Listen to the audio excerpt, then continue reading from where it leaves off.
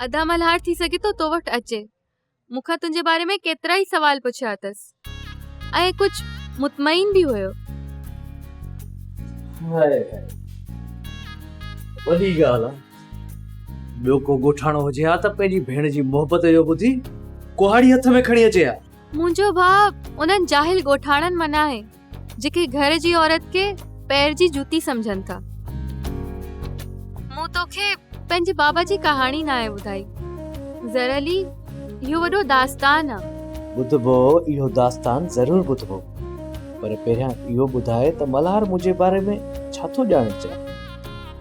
इत्तफ़ाक़ सां मां हुनखे वणी पवां त कहिड़ो फ़ाइदो। जान त तुंहिंजी शेरोज़ मां छॾाइणी आहे न इन मुसीबत मां। ज़रली अदा जेकॾहिं मुंहिंजो साथ ॾिनो त भले ई दुनिया हिकु पासे थी भी रहे, मूंखे का बि परवाह न आहे। मुंहिंजो भाउ डुंगर आहे। मूं ऐसे छो बचल के न कम सां लॻायो आहे। उहो जल्दी इन शेज़ोड़े खान जी मूंखे मालूमात ॾिनी। जीअं ई हुन मूंखे मवाद ॾिनो न पोइ ॾिसजांइ कीअं त हुनजी ॻिचीअ में हथ विझां। बस चांडो की थोड़ो सब्र कर। रुको मूंखे ऐसे छो बचल ॿुधाए। कुछ बि थिए ज़रली, शेरोज़ खान खां मूंखे बचाइणो अथई।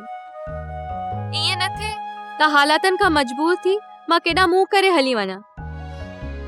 चङो चांडो की तूं हाणे फोन रख त मां ऐसे छो बचल खां पुछां त इन शेरोज़ जा केतिरा दुश्मन नासर सां वास्ता ऐं ॾिसां त हुनजे ख़िलाफ़ केतिरा सबूत कया अथई।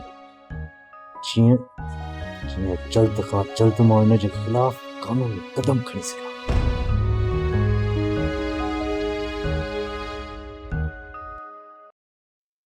मूं तव्हांजो नीमक खाधो आहे साईं।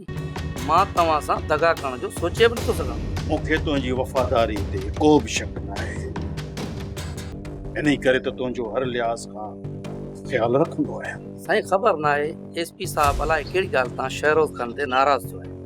चवे थो त हर हाल में शेरोज़ खान खे जेल जी सल्तनत ॾेखारे। तो चयुसि कोन त शेरोज़ खान खान बहादुर जो लाडलो पुटु आहे ऐं हुनजी पग जो वारिस बि आहे।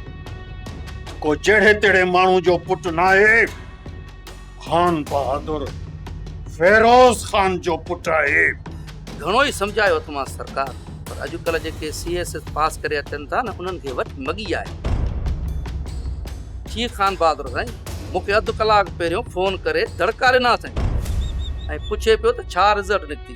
मां त खूह ऐं खाई जे विच में बीठो आहियां। वेरुन जी वस्ती, वेरुन जी वस्ती।